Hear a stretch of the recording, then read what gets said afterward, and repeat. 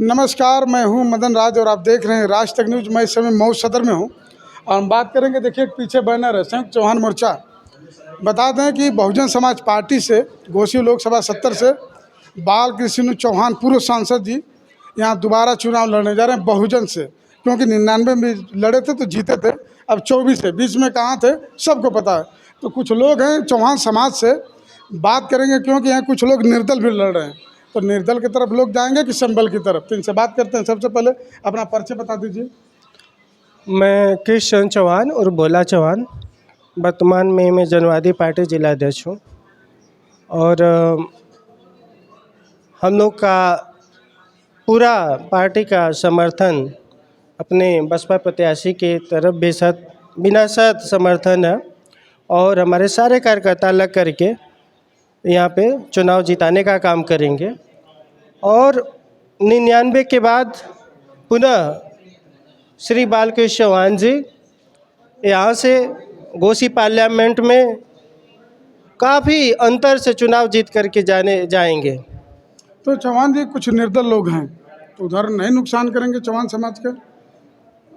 मैं आपको 1999 का जो चुनाव चल रहा था उस प्रकरण की याद दिला रहा हूँ। उस समय घोसी की जनता ने बड़े सूझबूझ से काम लिया था। उस समय समाजवादी पार्टी से दारा सिंह चौहान चुनाव लड़ रहे थे और बहुजन समाज पार्टी से श्री बालकृष्ण चौहान चुनाव लड़ रहे थे। वैसे विषम परिस्थिति में घोसी की जनता ने, घोसी का पूरा चौहान समाज बड़े सूझबूझ से निर्णय लिया। तो आज का परिदृश्य उसके सामने कुछ नहीं है। यानी हम लोग को लगता है कि जो सारी बार बनेंगे सांसद। बिल्कुल, ये आप यहाँ पे इकट्ठा हुए हैं, ये संयुक्त चौहान मोर्चा की ये तीसरी बैठक है और उसमें सर्वसम्मत से निर्णय लिया गया कि बड़े पार्टी से, राष्ट्रीय पार्टी से या क्षेत्रीय पार्टी से अगर चौहान समाज का कोई कैंडिडेट आता है तो उसके साथ पूरा समाज इकट्ठा होने का काम करेगा।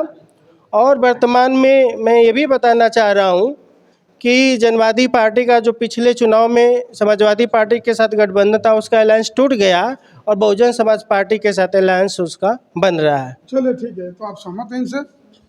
देखिए, पूरा इनकी बात से हम लोग सहमत हैं। अरे पवन चौहान कहाँ जाएंगे? ये सब भाजपा के बी टीम है और सपा के तो बी बोलते हैं टीम है। लोग इधर ही से कोई भी टीम बना के भेज दिया है। नहीं, बी टीम में थोड़ा है, ये तो स्पष्ट लड़ाई है यहाँ वो से। बोल रहे हैं कि पूरा चौहान हमारे साथ है। पूरा चौहान समाज आदरणीय बालकृष्ण चौहान पूर्व सांसद के साथ है, पूरा मुस्तैदी से लगा है और यहाँ लड़ाई भी नहीं रह गई है। और इनको डिस्टर्ब करने के लिए जो समाजवादी पार्टी के लोग हैं, जो भाजपा के लोग हैं, तरह तरह का षड्यंत्र रच रहे हैं और अपने ही बीच में से थोड़ा मोड़ा माहौल ख़राब करने के लिए कुछ लोगों को अपने तरफ से खड़ा किए हैं। तो ख़त्म हो जाएगा। समाज जानता है, पहचानता है और समाज पहले से भी सतर्क हो चुका है। आप ये बताइए कि बालकृष्ण चौहान का कौन ऐसा काम जो आपको अच्छा दिखेगा कि दोबारा उठ करेंगे? उनको हम समाज के नाते जानते हैं और बाकी मतलब नहीं है जी, बस चौहान का बालकृष्ण पहला काम हम बता दे रहे हैं, उनसे न पूछिए, जो सवाल है हमसे पूछिए। बालकृष्ण चौहान जी जब पार्लियामेंट के मेंबर बनकर गए थे पहली बार, तो सबसे पहले चौहान समाज के गौरव अंतिम हिंदू सम्राट पृथ्वीराज चौहान जी की प्रतिमा जो बताया जाता है कि कंधार में है, तो लाने के लिए सबसे पहले उन्होंने देश के सदन में उठाए थे। और ये बहुत बड़ी गौरव की बात है कि चौहान समाज का पहला कोई नेता सदन में इतना मजबूती से चौहान समाज के सम्मान में सम्राट पृथ्वीराज चौहान की अस्थि कंधार से भारत लाकर सम्मान देने की बात कही थी। उस समय के विदेश मंत्री थे जसवंत सिन्हा जी।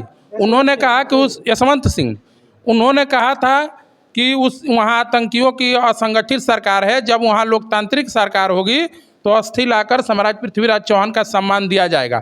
और पिछड़ी जात के लिए दूसरा उनका बात था, पिछड़ी जात के लिए भारत सरकार पेट्रोलियम विभाग में पिछड़ी जात का आरक्षण नहीं था। उन्होंने जोरदार तरीके से पेट्रोलियम विभाग में भारत सरकार में पिछड़ी जात का आरक्षण के लिए आवाज़ उठाया और भारत सरकार ने स्वीकार किया और लागू भी किया मुस्तैदी।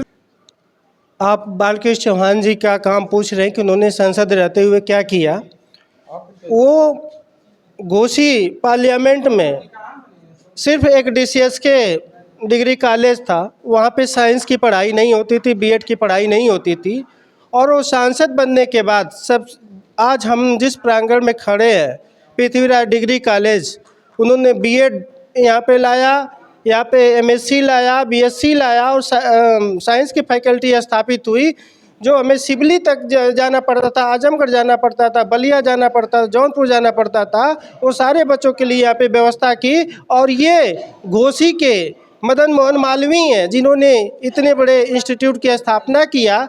और पूरे जो पिछड़े और अगड़े लोग भी, कोई भी जो पढ़ना चाहता था, जिसको तकलीफ़ होती थी, जो बच्चियाँ दूर तक नहीं जा पाती थी, जिनके गार्जियन नहीं भेज पाते थे साइंस की पढ़ाई के लिए, उन्होंने ये सम्मान देने का काम किया। उन्होंने ये इतना बड़ा इंस्टीट्यूट दिया और यहाँ से पढ़ करके बहुत सारे बच्चे प्राइमरी में सेलेक्ट हुए, इंटर कॉलेज में गए। तो ये भी बहुत बड़ी उनकी उपलब्धि रही है। चलो ठीक है, अपना बताइए भैया। मैं गौतम चौहान गाजीपुर से हूँ। अब बोगना मेरा निवासी घर है। तो गाजीपुर का संगठन यहाँ क्या काम करेगा? बस मैं समाज के नाते पे चलता हूँ। मैं समाज के लिए दिन रात चलते रहता हूँ। मैं अपने समाज को बताता हूँ कि हमारी समाज इतनी पिछड़ी है कि जब भी थाने पर जाते हैं हमारे एकदम कोई सुनवाई नहीं होती है। मुझे बहुत तकलीफ़ होती है, हमारी समाज की कहीं नहीं सुनवाई होती है।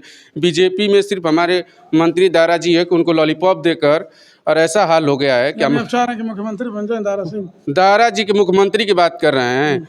वो एक समझिए कि लॉलीपॉप उनको मिला है, कागार मंत्री है, समझिए कि कोई सुनवाई नहीं है उनकी, कोई मतलब नहीं है। कोई मतलब नहीं है। चलिए ठीक है, भैया से पूछते हैं। भैया अपना बताइए परिचय। मैं वीरेंद्र कुमार चौहान। क्या लग रहा है, चौहान जीत जाएंगे यहाँ से? तो इतिहास ही रहा है, चौहान जब लड़ा है तो जीता है। बहुत विरोध हो रहा है उनका। कहीं विरोध नहीं है, समाज में कहीं विरोध नहीं लोग है। बोल रहे हैं कि पहले कांग्रेस में थे, कूद के डायरेक्ट पैराशूट लेकर आ गए। तो ये तो चलन है नेता नहीं से विरोध नहीं है आपको? कोई समाज में दिक्कत कहीं नहीं? विरोध नहीं है।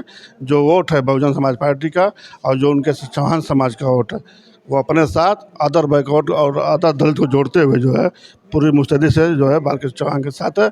और चुनाव हम लोग भारी अंतर से जीतने जा रहे हैं। जी मेरा नाम, मैं आपके चैनल को धन्यवाद देता हूं। मेरा नाम सुग्रीव चौहान है। और प्रत्याशियों में देखा जाए तो सबसे बढ़िया प्रत्याशी बालकृष्ण चौहान जी हैं, क्योंकि जब अंदर बाहर की बात होती है तो ये हमारे घर के हैं। यानी आप कह रहे हैं दोनों बाहर ही हैं, यही घर के? हाँ, ये घर के हैं इसलिए। और मैं देखा कि न तो सपा, न भाजपा, न कांग्रेस चौहान को कोई भी मान मर्यादा सम्मान यानी एक भी टिकट नहीं दे रहे हैं। ऐसे में बहुजन समाज पार्टी ने बालकृष्ण को टिकट देकर बहुत बड़ा ही काम किया है। इसलिए हम लोग बहुजन समाज पार्टी को वोट करेंगे और इनको जिता के भेजेंगे कि देखो तो ये जो भाजपा वाले नेता हैं जी, चौहान समाज से जी, वो तोड़ेंगे नहीं? कह रहे भैया कहाँ जा रहे हैं, हम लोग तो भाजपा वाले हैं। नहीं, वो फ्री में मंत्री बने हैं, वो तो सरागत रहेंगे उनके चरणों में। वो बोल नहीं पाएंगे, समाज की बात कह नहीं पाएंगे, वो क्या दिलाएंगे? दारा चौहान नहीं दिलाएंगे? नहीं, कुछ नहीं कर पाएंगे। वही तो पिछड़ा। और हो सकता है कि चुनाव बाद उनका इस्तीफा भी ले लिया जाए। अच्छा, हाँ, बहुत बड़ी खबर बता रहे हैं आप। चलिए, आशीष चौहान, ग्राम। जी। क्या लग रहा है आपको, यहाँ से चौहान जीत पाएंगे? देखिए, चौहान जी चुनाव जीत नहीं पाएंगे, जीत चुके हैं। बस घोषणा 4 तारीख को बाकी बस है। चुनाव जीत चुके हैं माननीय बालकृष्ण चौहान इतना जी। कॉन्फिडेंस कहाँ से आ रहा है आपको? सर, आप अगर जाति समीकरण को भी देख लीजिए और चौहानों के उत्साह को भी देख लीजिए, जिस तरफ से बीजेपी और सपा चौहानों के साथ खेल रही है, और यहाँ पे जो बहुजन समाज पार्टी ने, जो कुमारी बहन मायावती जी ने हम लोग को सम्मान दिया है, हमारे कई भाइयों को कई लोकसभा से जो टिकट देकर चौहान समाज के मनोबल को बढ़ाए हैं, हम दावे के साथ कह रहे हैं कि पूरे उत्तर प्रदेश में बहुजन समाज पार्टी को चौहान समाज पूरे जोश में वोट करेगा। और जितने लोकसभा में हमारे चौहान समाज भाइयों को टिकट मिला है, वो सभी लोग जीतकर बहन जी की मनोकामना को पूर्ण करेंगे। मधुबन से, और आपके चौहान समाज से हैं राज्यपाल साहब। देखिए, इनका असर नहीं होगा? देखिए, किसी का प्रभाव नहीं पड़ेगा जिसकी सम्मान नहीं दिया राज्यपाल बनाकर फागू सिंह चौहान को। देखिए, लड़के को सम्मान दिया है, लेकिन उस सम्मान के राज में बहुत सारे राज छुपी हैं जिसे चौहान बेखूबी जान चुका है। मैंने आप लोग खुश नहीं उनके? बिल्कुल नहीं है। हम लोग माननीय बालकृष्ण चौहान जी को पूरे तन मन धन से विजय करेंगे। चलिए ठीक है, बता दें कि संगठन है चौहान समाज का, और सारा संगठनों का लगभग यही कहना है 99 की तरह 24 में फिर एमपी बनेंगे और जाएंगे दिल्ली की पार्लियामेंट में बाल किशन चौहान जी। ये तो 4 जून को निर्णय आएगा। आपकी क्या राय है कमेंट बॉक्स में जरूर लिखिए। ऐसे खबरों के लिए राज तक न्यूज़ चैनल देखते रहिए।